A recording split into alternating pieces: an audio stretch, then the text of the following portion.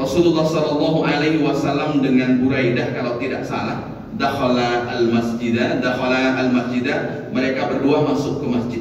Lalu di masjid itu sedang ada orang yang sholat. Masuk ke masjid, ada orang yang sedang sholat sunnah. Selesai sholat, orang itu berdoa. Apa doa yang dia minta? Didengar oleh Rasulullah, doa itu terdengar oleh Rasulullah. Kan kadang kita masuk masjid, ada orang yang sedang berdoa, kadang kan kita terdengar juga doanya Bapak Ibu. Sayup-sayup terdengar, dan Rasulullah mendengar doa itu. Apa doa yang dia panjatkan kepada Allah? Allahumma inni as'aluka bi anni asyhadu an la ilaha illa antal ahadus samad lam yalid wa lam yulad wa lam yakul lahu kufuwan ahad.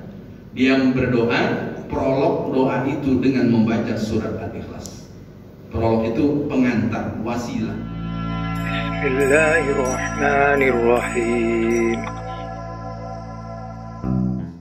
Bapak Ibu yang dimuliakan oleh Allah Subhanahu wa taala, di dalam Al-Qur'an ada 114 surat. Satu di antara 114 surat itu adalah surat Al-Ikhlas. Surat Al-Ikhlas ini menarik karena namanya tidak diwakili oleh salah satu kata yang ada di dalam surat tersebut. Kalau kita membaca surat An-Nas, ada kata Qul a'udzu birabbin nas. Kalau kita membaca surat Al-Falaq, ada Qul a'udzu birabbil falaq. Ketika kita membaca surat Al-Lahab, ada tabbat yada abi lahabin wa tab, ada kalimat lahab. Tapi kalau kemudian kita membaca surat Al-Ikhlas, di dalam ayat surat Al-Ikhlas tidak ada satupun yang tertulis kalimat ikhlas. Lalu apa rahasianya ketika surat Al-Ikhlas namanya tidak diwakili oleh salah satu kata di dalamnya? Ternyata yang dimaksud dengan Al-Ikhlas itu adalah substansinya. Ikhlas itu maknanya murni. Maka surat Al-Ikhlas itu murni hanya membicarakan Allah dan tidak membicarakan yang lainnya. Itu surat Al-Ikhlas. Maka dari ayat yang pertama Qul huwallahu ahad sampai ayat yang terakhir adalah ayat-ayat yang murni membicarakan Allah. Karena hanya murni membicarakan Allah, tidak membicarakan yang lainnya, itulah kemudian dia disebut dengan surat Al-Ikhlas. Nah, itu kenapa dinamakan surat Al-Ikhlas. Bapak Ibu yang dimuliakan oleh Allah Subhanahu wa taala, kalau kita tengok beberapa keterangan para ulama terkait dengan kenapa Allah Subhanahu wa taala menurunkan surat Al-Ikhlas, ini terkait dengan jawaban Allah Subhanahu wa taala atas pertanyaan orang-orang kafir Quraisy kepada baginda Rasul sallallahu alaihi wasallam, "Ya Muhammad, insib lana rabbak." Wahai Muhammad, coba gambarkan kepada kami bagaimana Tuhan yang engkau sembah. Artinya orang-orang dahulu meminta kepada Rasul sallallahu alaihi wasallam agar Tuhan yang disembah oleh Nabi Muhammad sallallahu alaihi wasallam bisa mereka fisikkan seperti Tuhan-Tuhan yang mereka sembah. Karena orang-orang kafir Quraisy dahulu yang mereka sembah itu bisa mereka fisikkan. Saat mereka menyembah Lata, berhala Latanya itu nampak. Saat mereka menyembah Uzza, maka nampak pula berhala yang mereka sembah Uzza. Bagi orang-orang Yahudi nampak yang mereka sembah siapa? Uzair ibnullah, Nabi Uzair putra Tuhan. Jadi Uzair itu oleh orang-orang Yahudi dianggap sebagai putra Tuhan. Apa alasannya dianggap sebagai putra Tuhan? Karena Uzair Allah Subhanahu wa taala wafatkan mi'ata amin thumma ba'atha, selama 100 tahun, lalu kemudian setelah itu Allah hidupkan kembali. Karena ini aneh bagi orang-orang Yahudi pada waktu itu, oh Uzair ini anak Tuhan, maka pantaslah Uzair untuk disembah, sebagaimana keyakinan orang-orang Nasara menyembah Isa dan mereka mengatakan Isa adalah putra Tuhan, sehingga yang mereka sembah itu bisa mereka fisikkan. Orang-orang Majusi ketika mereka menyembah matahari, ketika mereka menyembah api, nampak yang mereka sembah, sehingga bisa mereka fisikkan Tuhan yang mereka sembah. Pas giliran datang Nabi Muhammad SAW, ada ibadah, lalu kemudian yang disembah itu tidak nampak, sehingga mereka meminta penjelasan kepada baginda Rasul untuk menjelaskan bagaimana sih bentuk Tuhan yang kalian sembah.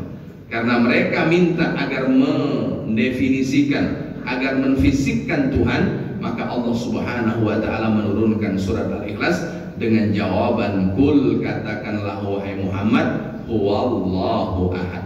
Allah itu esa, Allah itu tunggal, Allah itu tak berbilang. Sehingga surat Al-Ikhlas itu menjelaskan Allah Subhanahu wa taala yang mereka pada waktu itu meminta agar Nabi Muhammad sallallahu alaihi wasallam menfisikkannya. Jadi surat Al-Ikhlas itu satu di antara surat yang hadir tidak begitu saja, tapi ada latar belakangnya, dan latar belakang itu dalam kajian ilmu Al-Quran disebut dengan asbabun nuzul. Latar belakang kenapa Allah Subhanahu wa taala menurunkannya.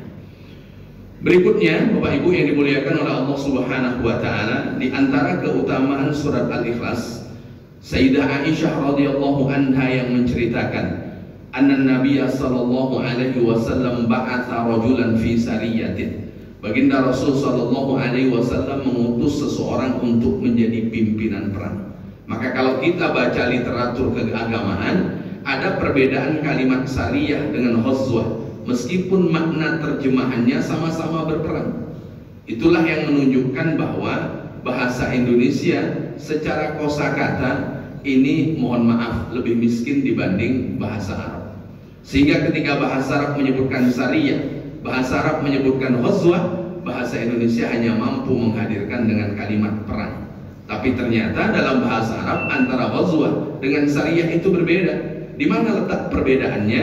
Kalau ghazwah itu peperangan yang Rasulullah turut serta. Kalau sariyah, peperangan yang Rasulullah sallallahu alaihi wasallam tidak ikut.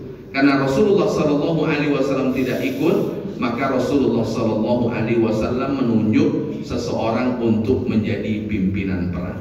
Maka tak mungkin di dalam sebuah kelompok tidak ada satu orang yang ditinggikan satu benang, ditinggikan satu ranting, didahulukan satu langkah. Kenapa? Karena mesti ada satu yang memimpin. Jangankan banyak, 3 saja, mesti ada satu di antara 3 itu yang kita dahulukan untuk kemudian menjadi pemimpin saat kita sedang safar, saat kita sedang jalan. Maka mohon maaf Bapak Ibu, kalau pergi umroh ternyata ada satu orang yang kita jadikan mutawif. Kalau kemudian orang melaksanakan ibadah haji, ada satu yang kemudian kita kedepankan, itulah yang kemudian disebut dengan pembimbing haji. Nah, begitulah Rasulullah sallallahu alaihi wasallam mengutus seseorang.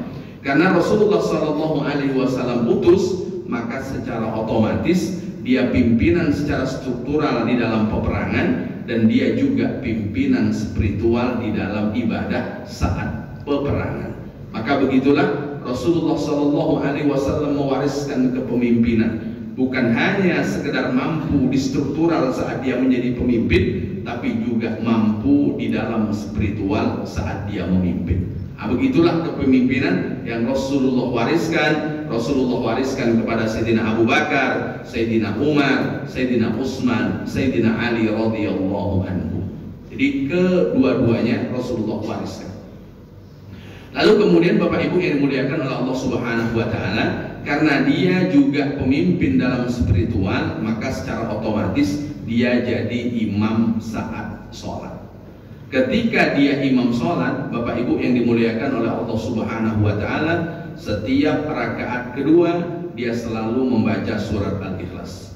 Tidak pernah membaca surat yang lain. Asal rakaat kedua, qul huwallahu ahad, Allahus samad, lam yalid wa lam yulad wa lam yakul lahu kufuwan ahad. Kalau ini imam kita, kira-kira Bapak Ibu senang atau susah? Oh, senang sekali. Senang itu. Senang. Dan itu selalu rakaat kedua senang. Tapi pada waktu itu para sahabat tidak merasa nyaman. Kenapa tidak merasa nyaman? Karena Rasulullah Shallallahu Alaihi Wasallam tak pernah melakukan itu. Jadi Rasulullah dalam sholat itu tidak setiap rakaat kedua membaca surat Al-Ikhlas. Karena asing, aneh bagi mereka, sehingga mereka karena sudah ditunjuk jadi imam, mereka tak bisa protes karena itu yang Rasulullah tunjuk.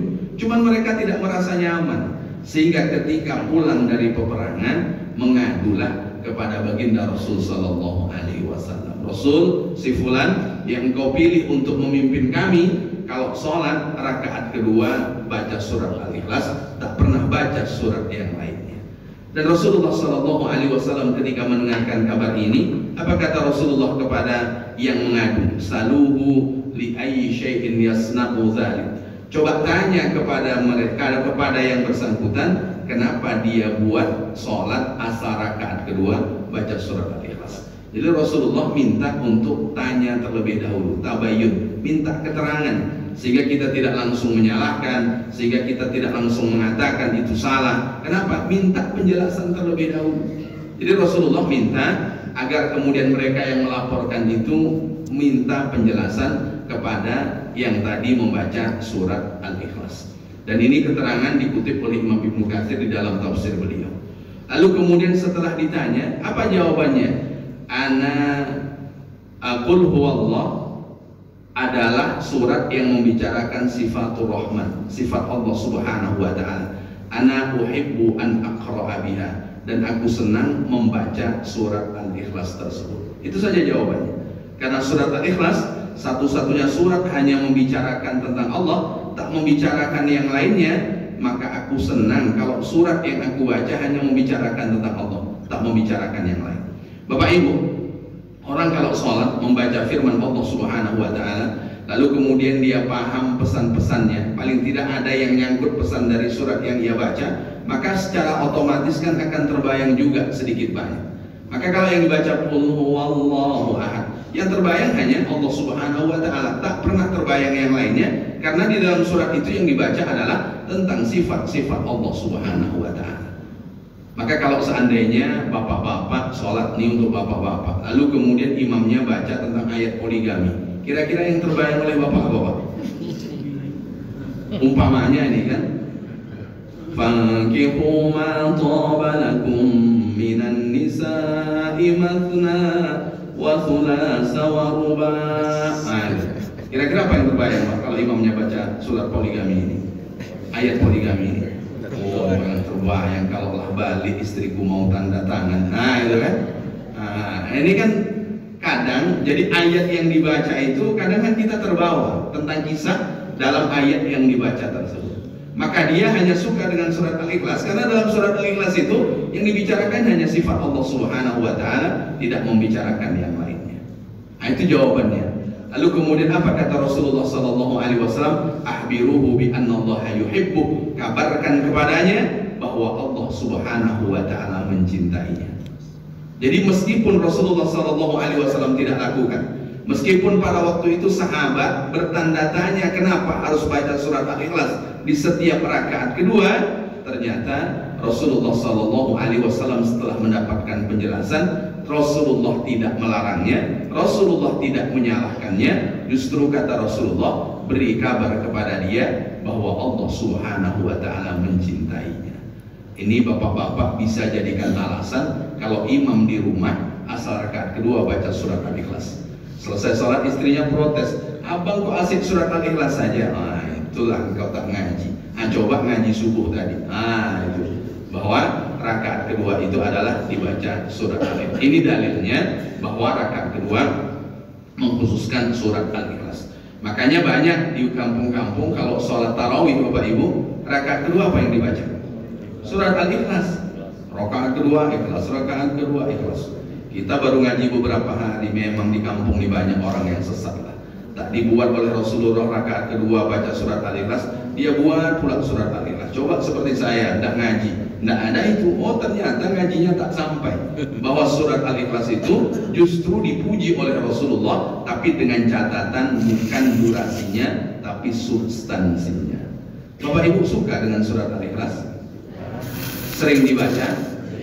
Karena panjangnya, karena pendeknya, atau karena substansinya? Halo. Ini kita nih karena durasinya sebentar, bukan karena substansinya. Maka mengalihkan cara pandang kita bahwa kita baca surat Al-Ikhlas bukan karena pendeknya, bukan karena durasinya, tapi memastikan karena isinya. Isinya apa? Isinya hanya membicarakan tentang Allah, tidak membicarakan yang lainnya. Sehingga ketika kita sholat diminta untuk mentadaburi, Tadabbur itu berusaha untuk menghadirkan pesan-pesan dari ayat-ayat yang dibaca. Kita hanya membayangkan sifat-sifat Allah Subhanahu wa Ta'ala, dan kita tidak membayangkan selain itu, karena yang dibaca adalah surat Al-Ikhlas. Kalau selain surat Al-Ikhlas kan kita terbayang, umpamanya membaca surat Al-Qariyah. Al-Qari'atu mal-Qari'ah, ini kan kiamat nih. Wa ma adraka mal-Qari'ah, yauma yakunun nasu kal-farashil mabthuth wa takunul jibalu kal-ihlil manfus. Kalau gunung-gunung itu berterbangan seperti bulu, Bapak Ibu terbayang Merapi baru mengeluarkan laharnya saja sudah kayak gitu. Lalu bagaimana kalau kemudian gunung itu berterbangan seperti bulu? Nah, kan bisa terbayang seperti itu. Maka kalau Al-Ikhlas ini kan yang terbayang hanya sifat-sifat Allah Subhanahu wa Ta'ala saja. Ini yang pertama terkait dengan hadis yang membicarakan tentang keutamaan surat Al-Ikhlas. Yang kedua dari Sayyidina Anas bin Malik radhiyallahu anhu. Di Kuba, Bapak Ibu, Kuba itu salah satu tempat di mana Rasulullah dahulu membangun masjid saat Rasulullah Shallallahu Alaihi Wasallam datang ke Madinah. Jadi Kuba, sehingga masjidnya namanya Masjid Kuba. Masjid Kuba itu satu di antara tempat yang biasanya kalau orang umroh diajak datang ke sana. Jadi kenapa Masjid Kuba selalu diajak orang datang? Karena satu di antara masjid, meskipun tidak sama dengan Masjid Nabawi, meskipun tidak sama dengan Masjidil Haram, tapi Rasulullah mengkhususkan waktu tertentu datang ke Masjid Kuba. Kalau tidak salah hari Kamis atau hari Sabtu, Rasulullah itu sholatnya ke Masjid Kuba. Padahal Rasulullah Shallallahu Alaihi Wasallam rumahnya sebelahnya adalah Masjid Nabawi. Masjid Nabawi satu rakaat itu sama dengan 1000 rakaat. Kalau kita sholat 2 rakaat, maka dapatlah 2000 rakaat. Masjid Nabawi, Masjidil Haram. Masjid Al-Furqan dapat 2000 rakaat, tunggu berapa bulan Bapak Ibu? 2000 rakaat. Di Masjid Nabawi cukup sholat sunnah 2 rakaat, nilainya sama dengan 2000. Di Al-Furqan dapat 2000, ini agak lumayan lah kan itu. 2000 rakaat. Nah, hitung sajalah kalau sholat 5 waktu 17 rakaat. Tambah rawatibnya umpamanya 12 rakaat yang muakkadah. 17 tambah 12. Tambah tahiyatul masjid, berarti kalau 1 kali datang 2, 5 kali datang 10. Nah, itulah tambahkan. Nah, itu kalikanlah hari. Kalikan hari. Tapi kalau di Masjid Nabawi, Masjidil Haram, itu punya keistimewaan. Dan Kuba tidak termasuk. Tapi Rasulullah Shallallahu Alaihi Wasallam mengkhususkan waktu datang ke Masjid Kuba untuk melaksanakan sholat. Itu baginda Rasul Shallallahu Alaihi Wasallam. Lalu kemudian Bapak Ibu yang dimuliakan oleh Allah Subhanahu Wa Taala, dahulu di Masjid Kuba ini ada satu imam yang dipilih, untuk menjadi imam di masjid tersebut. Di masjid tersebut. Lalu kemudian imam yang dipilih ini, Bapak Ibu yang dimuliakan oleh Allah Subhanahu wa Ta'ala, berbeda pula dengan kasus yang pertama. Imam ini kalau sholat setiap rakaat dia baca 2 surat. Satu di antara 2 surat itu mesti surat Al-Ikhlas. Rakaat pertama umpamanya baca An-Naba, amma yatasaalun. Ternyata tak berhenti di situ. Setelah itu dia sambung Qul huwallahu ahad. Setelah selesai An-Naba. Rakaat kedua abasa wa tawalla an ja'ahul a'ma. Setelah itu sambung lagi Qul huwallahu ahad. Kira-kira yang ini tambah panjang atau tambah pendek Bapak Ibu? Nah, ini tambah panjang. Karena tambah panjang bagi sahabat-sahabat asing. Kenapa asing? Karena Rasulullah SAW tak pernah buat. Sehingga mereka menyampaikan kepada imam tadi, kenapa engkau tidak membaca 1 surat saja? Kok harus baca 2 surat? Lalu imamnya ini sportif Bapak Ibu. Apa kata Pak Imam? Kalau kalian suka saya tetap menjadi imam, saya tak bisa menunggalkan surat Al-Ikhlas. Saya mesti baca 2.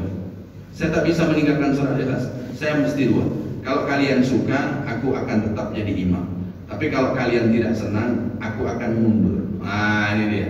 Kalau tak senang, aku akan mundur. Cuman waktu itu di Kuba tak ada yang lebih fasih, yang lebih tahu tentang menjadi imam melainkan dia, cuma dia saja, tak ada yang lainnya.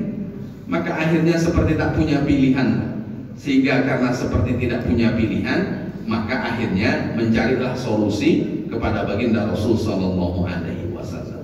Lalu Rasulullah sallallahu alaihi wasallam panggil, "Kenapa engkau tidak mendengarkan nasihat kawan-kawanmu untuk membaca satu surat?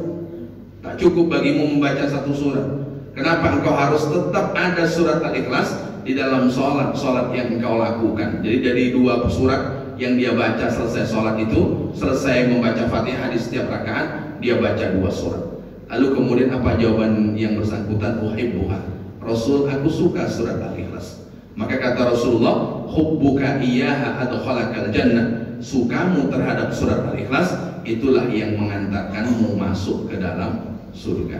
Jadi ternyata surat Al-Ikhlas menjadi zikir rutin sampai di dalam sholat dia tidak meninggalkannya. Kalau yang pertama zikir rutin setiap rakaat kedua, yang kedua setiap rakaat yang ada bacaan suratnya mesti membaca surat Al-Ikhlas dan ditambah dengan surat yang lainnya. Alasannya kenapa? Karena senang saja. Maka senangnya itulah yang mengantarkan yang bersangkutan berada di dalam surga Allah Subhanahu wa taala. Itu jawaban Rasul sallallahu alaihi wasallam. Ini di dalam sholat. Lalu kemudian Bapak Ibu yang dimuliakan oleh Allah Subhanahu wa taala, apakah ada di luar sholat? Di luar sholat Rasulullah sallallahu alaihi wasallam menyampaikan, "Ayujizu ahadakum ayyaqra sulusal Qur'an kulla laila." Apakah kalian tak sanggup setiap malam membaca sepertiga Al-Qur'an? Kata baginda Rasul, bertanya kepada para sahabat, kalian tak sanggup baca sepertiga Al-Quran setiap malam? Pertanyaan Rasulullah sallallahu alaihi wasallam fasaqqa alaina, membuat kami merasa berat. Pertanyaan Rasulullah ini membuat kami berat. Kenapa? Bagaimana cara kami menjawab? Lalu kemudian ayyuna yutiku zalika ya Rasulullah. Rasul, siapalah di antara kami yang sanggup kalau setiap malam membaca sepertiga Al-Quran? Sepertiga itu berapa juz Bapak Ibu? 10 juz setiap malam. Bapak Ibu sanggup? Selesai puasa sampai sekarang sudah dapat berapa juz Bapak Ibu? Sanggup baca 10 juz? Kata Rasulullah SAW, kata para sahabat, siapalah di antara kami yang sanggup? Sekelas sahabat saja Bapak Ibu merasa keberatan kalau harus baca setiap malam 10 juz. Ini sahabat berat bagi mereka untuk membaca 10 juz. Kalau kita berat ya wajar, tapi bukan bermakna tidak membaca Al-Quran. Para sahabat itu merasa berat. Lalu kemudian kata Rasulullah sallallahu alaihi wasallam, surat Al-Ikhlas qul huwallahu ahad itu sulusul Quran, sama dengan sepertiga Al-Quran. Maknanya kalau tak sanggup baca 10 juz, jangan sampai setiap malam tidak baca surat Al-Ikhlas meskipun 1 kali. Nah itu pesannya. Jadi kalau tak sanggup baca 10 juz, ya baca surat Al-Ikhlas 1 kali. Qul huwallahu ahad, Allahus samad, lam yalid wa lam yulad wa lam yakul lahu kufuwan ahad. Cucunya tanya, "Nenek malam ini sampai malam ini dapat berapa juz?" Alhamdulillah dapat 10 juz cuma ini dia. Padahal 10 juznya surat Al-Ikhlas itu tadi. Surat Al-Ikhlas itu kan nilainya sama dengan 10 juz. Itu pesannya, jangan sampai kita melewati malam tanpa membaca surat Al-Ikhlas. Minimal 1 kali kita melewati malam itu membaca surat Al-Ikhlas. Biasanya kapan malam baca surat Al-Ikhlas Bapak Ibu? Mau tidur. Berapa kali? 3 kali. Mas khatam Quran berarti Bapak Ibu sudah setiap malam khatam Quran. Mana buktinya? Saya baca surat Al-Ikhlas 3 kali Pak Ustaz. Kata Pak Ustaz 1 kali sepertiga. Kalau 3 kali, berarti 30 juz lah yang sudah kami baca. Nah itu pesan Rasulullah agar malam kita tidak meninggalkan untuk membaca surat Al-Ikhlas. Ini di luar sholat. Lalu kemudian Bapak Ibu yang dimuliakan oleh Allah Subhanahu wa taala, apakah ada lagi di luar sholat? Ada. Rasulullah sallallahu alaihi wasallam dengan Buraidah kalau tidak salah, dakhala al-masjidah, mereka berdua masuk ke masjid. Lalu di masjid itu sedang ada orang yang sholat. Masuk ke masjid, ada orang yang sedang sholat sunnah. Selesai sholat, orang itu berdoa. Selesai sholat, orang itu berdoa. Apa doa yang dia minta? Didengar oleh Rasulullah, doa itu terdengar oleh Rasulullah. Kan kadang kita masuk masjid, ada orang yang sedang berdoa, kadang kan kita terdengar juga doanya Bapak Ibu. Sayup-sayup terdengar, dan Rasulullah mendengar doa itu. Apa doa yang dia panjatkan kepada Allah? Allahumma inni as'aluka bi anni asyhadu an la ilaha illa antal ahadus samad lam yalid wa lam yulad wa lam yakul lahu kufuwan ahad. Dia berdoa, prolog doa itu dengan membaca surat Al-Ikhlas. Prolog itu pengantar, wasilah. Di dalam doa itu kan kita dianjurkan menggunakan wasilah yang baik. Wasilahnya ada alhamdulillah, memuji Allah. Wasilahnya ada bersolawat kepada baginda Rasul sallallahu alaihi wasallam. Selain dua itu, ternyata ada wasilah yang lain. Apa dia wasilah yang lain? Membaca surat Al-Ikhlas. Pernah berdoa seperti yang saya sebut tadi Bapak Ibu? Allahumma inni as'aluka bi anni asyhadu an la ilaha illa antal ahadus samad lam yalid wa lam yulad wa lam yakul lahu kufuwan ahad. Baru disebutkan apa yang dia mau. Kalau minta ampuni dosa, antaghfira lana dzunubana. Kalau minta agar hajatnya dikabulkan, antaqdi lana hawaijana. Itu diawali dengan itu dulu. Ya Allah, aku memohon kepadamu dengan bersaksi bahwa tak ada Tuhan selain Engkau. Setelah itu baru menyebutkan sifat Allah. Sifat Allah apa? Esa. Kan qul huwallahu ahad. Lalu kemudian Allahus samad, lam yalid wa lam yulad wa lam yakul lahu kufuwan ahad. Baru kemudian disebutkan hajatnya. Itu doa, salah satu prolog atau salah satu wasilah di awal kita berdoa saat kita meminta kepada Allah Subhanahu wa taala. Kata Rasulullah kepada Buraidah, laqad sa'alahu bismihil azam. Tahu tidak wahai Buraidah, dia itu sudah pakai doa yang dia panjatkan menggunakan nama Allah yang mulia.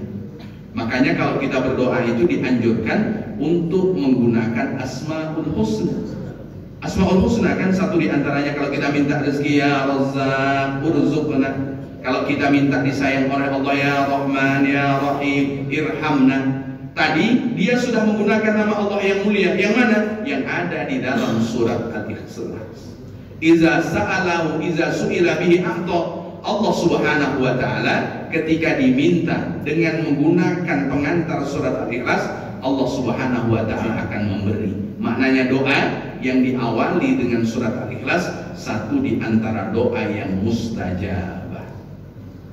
Mustajabah. Kalau tidak percaya Bapak Ibu boleh dipraktekkan. Nanti 1 bulan Bapak Ibu boleh kemudian kita ngobrol lagi. Saya dah baca 1 bulan Pak Ustaz, kok belum dikabulkan juga Pak Ustaz? Itu. Kita ini Bapak Ibu yang dimuliakan oleh Allah Subhanahu wa taala, di dalam doa yang kita hitung yang belum dikabulkan, yang dikabulkan tak pernah kita menghitungnya.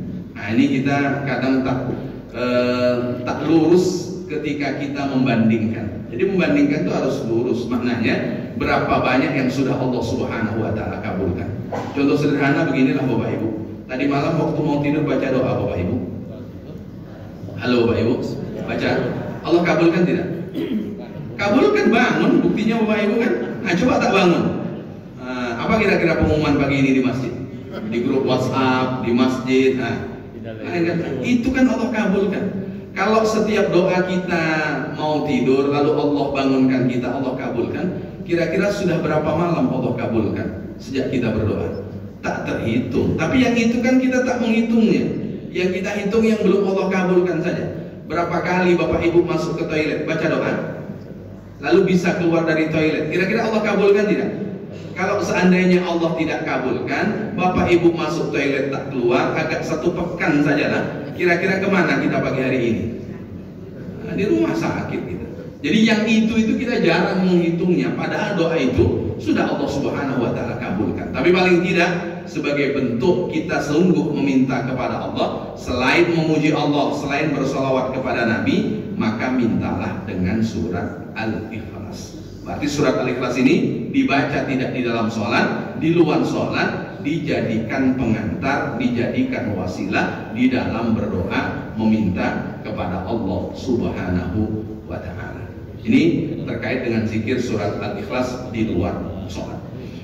Kemudian selanjutnya Bapak Ibu yang dimuliakan oleh Allah Subhanahu wa ta'ala, dari Sayyidina Jabir radhiyallahu anhu, dia berkata baginda Rasulullah sallallahu alaihi wasallam bersabda, salasun man jaa bihinna ma'al iman adkhalahullahu jannah min ayyi abwabil jannati sya'a. Al-hadis bima makna.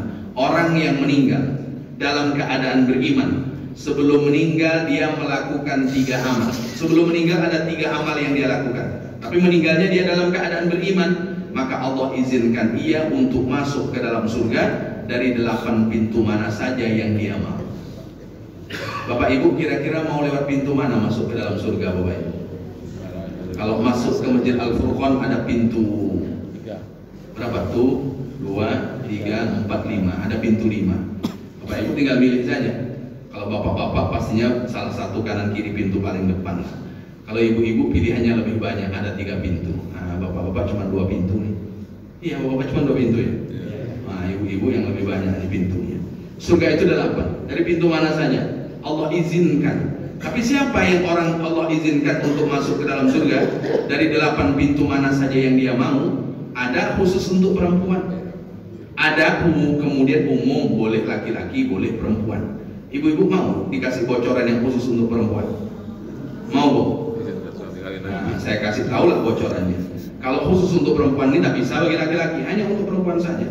Itulah diantara kenapa salah satu Allah spesialkan perempuan. Ini untuk perempuan saja. Kapan kata Rasulullah? 1. Iza sholat sholaha. Kalau perempuan itu sholat 5 waktu. Ini khusus untuk perempuan, laki-laki tak masuk. Yang sholat sholaha. Yang kedua, wasomat Ramadana. Dia puasa bulan Ramadan. Ibu sudah buat 2 ini Bu. Alhamdulillah, sholat 5 waktu insyaallah, puasa bulan Ramadan insyaallah. Wa hasanat farjaha. Yang nomor 3 menjaga kehormatan diri. Sudah ibu-ibu? Alhamdulillah. Yang keempat wa ata'at zaujaha. Dia taat kepada suaminya. Yang ini dah Bu? Kadang-kadang sudah, kadang-kadang belum.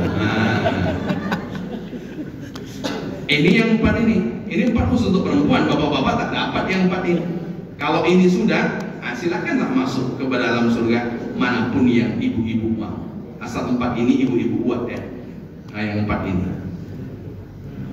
Itu. Kalau 4 ini kan paketnya ini. Oh, paket. Tapi kalau hadis yang 1 ini Bapak Ibu yang dimuliakan oleh Allah Subhanahu wa taala, bebas. Boleh laki-laki, boleh perempuan. Apa 3 amal yang dilakukan sebelum dia meninggal? Dan dia meninggal dalam keadaan iman. Tapi catatannya meninggalnya dalam keadaan beriman. Meninggalnya dalam keadaan beriman. Apa amalnya? Yang pertama adalah man afa an qatilih. Yang pertama kata baginda Rasul, orang yang memaafkan kepada orang yang orang itu melakukan tindak kriminal kepada keluarganya. Bapak Ibu, ini mohon maaf, sebetulnya agak payah mencari contoh, sehingga mohon maaf kalau contohnya kurang layak. Kalau ada orang melakukan tindak kriminal kepada keluarga kita sehingga hilang nyawa, kira-kira kita maafkan atau kita minta agar dibunuh juga hukuman balasannya? Hukum mati juga kita minta. Kalau ada orang yang dia tidak minta agar dikisos, tapi kemudian dia lebih pilih memaafkan, itulah diantara amal yang Rasulullah Shallallahu Alaihi Wasallam sebutkan. Memaafkan berat, apalagi memaafkan kepada orang yang melakukan tindak kriminal kepada keluarga kita sehingga dia kehilangan nyawa. Apakah kemudian kita ringan untuk memberikan maaf? Maka orang yang memberikan maaf, itulah yang kemudian Rasulullah sebut kalau dia berikan maaf dan dia meninggalnya dalam keadaan beriman. Nah, ini dia tadi salah satu amal yang bisa mengantarkan yang bersangkutan Allah izinkan untuk masuk ke dalam surga manapun yang dia inginkan. Jadi memaafkan itu luar biasa. Sehingga Allah sebutkan dalam salah satu firman-Nya tentang memaafkan ini, lupa pula saya. Wa man 'afa wa aslaha fa ajruhu 'ala Allah. Orang yang memaafkan lalu kemudian islah itu berdamai, maka dia nanti akan mengambil pahalanya di sisi Allah Subhanahu wa taala. Maka nanti di hari kiamat Allah akan umumkan melalui para malaikatnya, ainal afuna 'anin nas, mana orang-orang yang dahulu di dunia memberikan maaf kepada orang. Hallumu ila rabbikum, datanglah kalian kepada Tuhan kalian. Wa khuzu ujurakum, silahkan ambil pahala kalian. Jadi ada amal yang nanti Allah akan bayar tunai.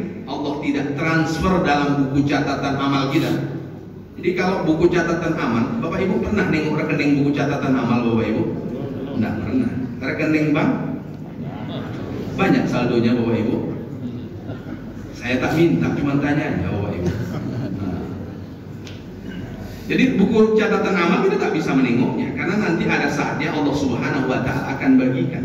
Tapi ternyata ada yang tak tertulis di dalam buku rekening catatan amal. Apa dia? Pahala sabar, pahala memaafkan. Kenapa? Karena Allah akan membayarnya langsung kepada pelakunya. Nah, ini luar biasa memaafkan. Maka hilangkan kalimat tak ada maaf bagimu. Masih ada kalimat itu Bapak Ibu? Seumur hidup tak akan aku maafkan. Masih ada Bapak Ibu? Masih, jangan masih, hilangkan. Jangan masihkan. Sedangkan Allah Subhanahu wa Ta'ala Maha Pemaaf. Allah tak pernah tengok bagaimana masa lalu kita. Allah tak pernah tengok bagaimana buruknya kita dahulu. Tapi yang Allah tengok di penghujung usia, mau tidak kita mengaku bersalah. Itu yang Allah tengok. Maka kalau kita mau mengaku bersalah, setinggi dosa ke langit jika ditumpuk, Allah tetap akan berikan maaf. Jadi yang Allah nanti kita itu datang, tidak kita minta maaf kepada Allah. Kalau kemudian kita datang meminta maaf kepada Allah, Allah Maha Pemaaf. Allah akan ampuni. Lau balaghat dzunubuka ananas sama, kalaulah seandainya dosamu ditumpuk lalu kemudian tembus ke langit, fastaghfartani, lalu engkau datang kepadaku meminta ampun, kata Allah, ghafartu laka, aku akan ampuni engkau, wala ubali, dan tak akan pernah aku pedulikan bagaimana masa lalu. Betapa banyak orang yang menghakimi orang lain karena nengok masa lalunya. Allah Subhanahu wa Ta'ala tak pernah menghakimi masa lalu dosa hambanya, tapi yang Allah tengok di penghujung usia hamba itu datang tidak kepada Allah meminta ampun. Nah, itu yang Allah Subhanahu wa Ta'ala lihat, maka memaafkan.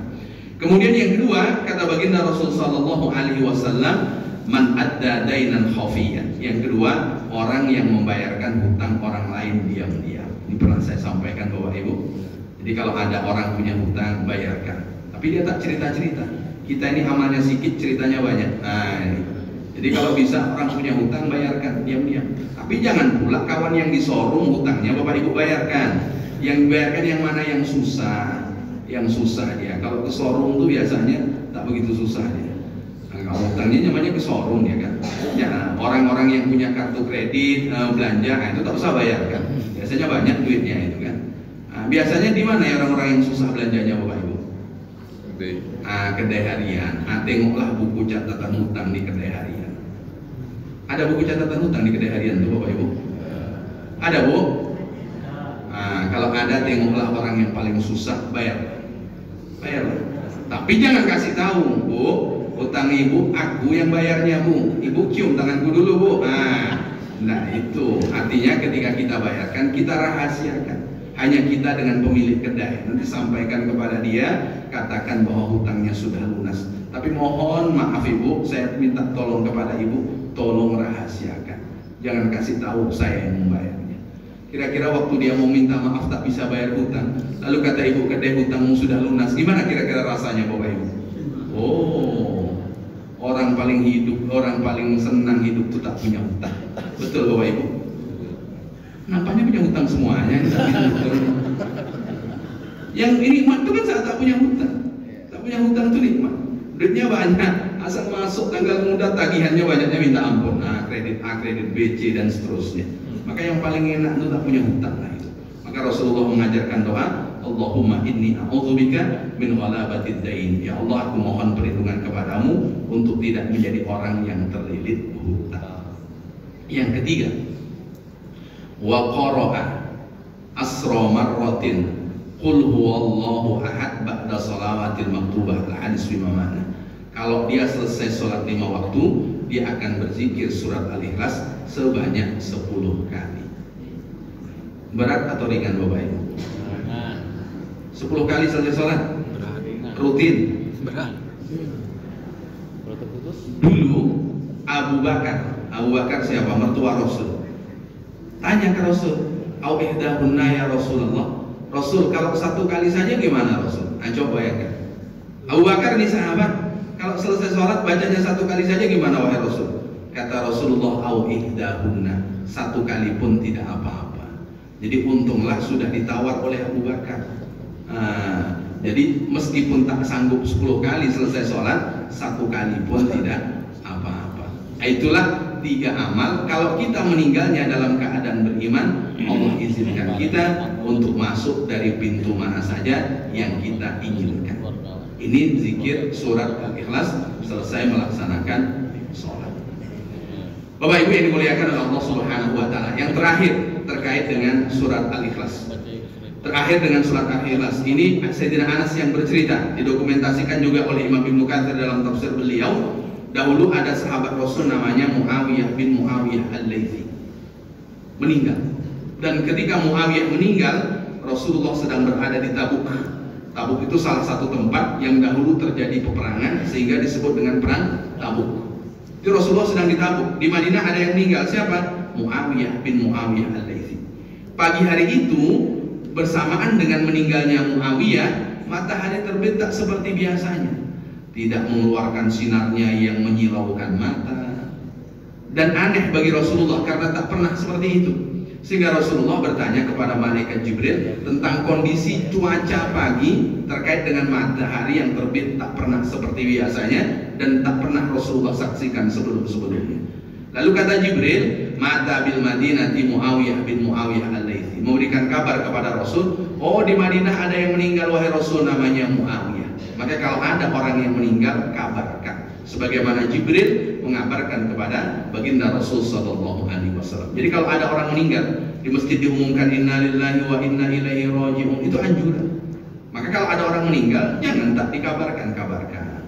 Buat berita di WhatsApp, buat berita di media sosial, ngabarkan. Tujuan mengabarkan itu apa Bapak Ibu? Supaya banyak orang yang mendoakan. Jadi kan kalau nampak kabarkan didoakan kan? Doa Bapak Ibu copy paste atau dari lisan juga? Dua-duanya. Nah, ini penyakit orang sekarang ini kan. Copy paste itu tak doa, itu memindahkan doa itu namanya. Ya kalau doa dari kita lah. Kalau kita dengar yang meninggal laki-laki, Allahumma ighfir lahu warhamhu minimal. Kalau yang kita dengar meninggal perempuan, Allahumma ighfir laha warhamha. Ketika Ummu Salamah datang kepada Rasulullah memberi kabar, ya Rasulullah, inna Aba Salmah qad tufiya, Abu Salmah meninggal wahai Rasul. Apa kata Rasulullah? Allahumma ighfir li Abi Salmah warfa' darajatahu fil mahdiyyin. Ya Allah, ampunilah dosa Abu Salmah, tinggikanlah derajatnya bersama dengan orang-orang yang mendapat petunjuk. Itu Rasulullah mendoakan. Maka kenapa diumumkan? Supaya banyak orang yang mendoakan. Jangan pula dengar kabar meninggal, alhamdulillah, mati juga dia, tak lama saya tunggu. Kenapa kita mendoakan? Supaya nanti kalau kita dikabarkan kita meninggal, banyak juga orang yang akan mendoakan kita. Yang kedua, kenapa dikabarkan? Supaya banyak orang yang mensolatkan. Itulah dikabarkan itu supaya banyak orang yang mensolatkan. Maka sunnah mengabarkan orang yang meninggal kepada kerabat terlebih dahulu, baru kemudian kepada tetangga, kawan, untuk kemudian dikabarkan bahwa yang bersangkutan meninggal. Biasanya kita di WhatsApp itu kan hampir setiap hari ada berita duka kan? Ada berita duka. Berita itu yang biasa, berita yang hampir tak pernah berbohong itu cuma 2. Berita yang tak pernah bohong itu. Satu berita kematian, satu tanggal pada berita. Nah, itu biasanya tak pernah bohong itu. 2 itu tak pernah berdusta. Berita itu, tanggal di koran itu kira-kira bohong tidak Bapak Ibu? Koran itu kan isinya berita kan? Yang di dalam koran itu tak pernah dusta itu 2. Satu tanggalnya, yang kedua berita kematian. Itu biasanya tak pernah bohong itu. Sisa dari itu, tak tahulah bohong semuanya atau tidak. Tapi dalam bahasa Arab namanya berita itu mayahtamilu sidqa wal kadhiba, sesuatu yang ada unsur benarnya, yang ada unsur salahnya. Yang tak pernah salah itu hampir 100% lah. Di dalam berita itu cuma tanggal dan berita kematian. Nah, itu yang tak pernah bohong biasanya. Sisanya itu ya. Maka kalau kita langsung percaya dengan berita, berarti kita tak paham dengan konsep berita. Karena berita itu yang mengandung kebenaran dan yang mengandung kesalahan. Meninggal dia di Madinah. Lalu apa kaitannya dengan meninggalnya Muawiyah, kata Rasulullah kepada Jibril? Apa hubungannya Muawiyah dengan matahari yang terbit tidak jelas itu? Karena ketika Muawiyah meninggal, Allah turunkan sab'una alfi malakin, 70.000 malaikat, yusalluna alaih, 70.000 malaikat ini mensolatkan jenazah. Jadi disolatkan karena malaikat turun, Bapak Ibu. Malaikat ini kan sayapnya lebar, sehingga makanya wajar matahari itu terbit tidak seperti biasanya karena terhalang oleh sayap-sayap malaikat Allah Subhanahu wa taala yang Allah turunkan. 70.000 loh yang Allah turunkan mensolatkan jenazah Muawiyah. Rasulullah penasaran, wa fi madzalika ya Jibril. Jibril, apa yang membuat dia kok begitu istimewa sampai Allah menurunkan malaikatnya 70.000 mensolatkan jenazahnya? Apa kata malaikat Jibril? Karena yukassiru qira'ata qul huwallah fil laili wa fil nahari wa fil qu'udi wa fil qiyami wa fil qu'udi wa 'alal jambi. Kata malaikat Jibril, Rasul, Muawiyah ini siang malam zikirnya surat Al-Ikhlas. Surat Al-Ikhlas zikirnya banyak. Dia ketika berdiri baca surat Al-Ikhlas, ketika duduk baca surat Al-Ikhlas, ketika baring dia baca surat Al-Ikhlas. Itulah kenapa Allah menurunkan untuknya 70.000 malaikat mensolatkan jenazahnya. Rasul tak pernah menyuruh Muawiyah untuk zikir seperti yang dilakukan oleh Muawiyah. Tapi Muawiyah melakukan itu tanpa sepengetahuan Rasul. Dan Rasul pun tahu lewat kabar malaikat Jibril alaihissalam. Lewat kabar malaikat Jibril, sehingga disolatkan. Meskipun dia tidak disolatkan oleh Rasul karena Rasulullah sedang berada di Tabuk, tapi sebagai gantinya Allah menurunkan 70.000 malaikat mensolatkan jenazahnya. Sedangkan disolatkan 40 saja sudah satu kebahagiaan, apalagi disolatkan oleh malaikat yang jumlahnya 70.000. Ma'amin muslimin yamutu qoma ala janazatihi arba'una rajulan. Kalau ada muslim wafat, dia disolatkan 40 orang, la yusyrikuna billahi syai'an. 40 orang itu bukan orang yang musyrik, bukan orang yang menduakan Allah, maka dari doa yang dibacakan di dalam sholat akan menjadi syafaat, menjadi penolong bagi jenazah yang disolatkan. Bapak Ibu, berusahalah semoga ketika kita wafat nanti banyak orang yang mensolatkan jenazah kita, banyak orang yang mendoakan kita. Dan itu akan terjadi biasanya sebanding lurus dengan kebiasaan. Kalau kita rajin doakan orang, kalau kita rajin mensolatkan jenazah orang, insya Allah waktu wafat nanti kita juga akan didoakan dan disolatkan oleh banyak orang. Itu Bapak Ibu yang saya sampaikan pada pagi hari ini. Mohon maaf kalau tidak runut sesuai dengan buku Al-Azkar An-Nawawiyah karena tidak membawa buku. Jadi mohon dimaafkan Bapak Ibu ya. Baik Bapak Ibu, kalau ada yang ingin didiskusikan dari tema